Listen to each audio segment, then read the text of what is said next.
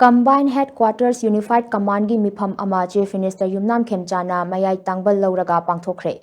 Chief Minister gi Secretariat ta Pangthokpa awangba thaki Meepham aduda Chief Secretary Dr. Punit Kumar Goyal, Security Advisor Kuldeep Singh, DGP Mukesh Singh, ADGP Intelligence Lahari Dorji Latu, IGAR South Major General Gaurav Sharma, 57 Mountain Division gi GOC Major General Subhankar Basu amadi CRPF Manipur and Nagaland Sector gi IG Rajendra Narayan Das yauna makok thongba official kayasu sarukyakhi. Meepham aduda Haujik State asigi National Highway singda oriba law and order gi phibam khanakhibaga loinana ayat apan yaudana miyamna chathok chasin tauba yanaba laukhatpa yaba khongthang singi matangda kupna khanakhi hairi.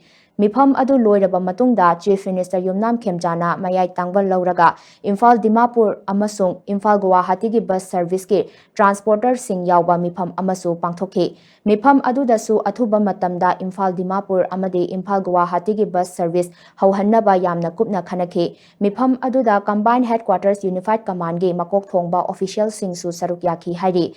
Ningsing bayabadi bus service nauna hauhannabagi warep adu Chief Minister Yumnam Khemchan, Deputy Chief Minister Nemcha Kipgen amadi Saitu AC gi MLA Haukholet Kipgen na Kangpokpi District Headquarter da tha asigi nipanda laukthokibani.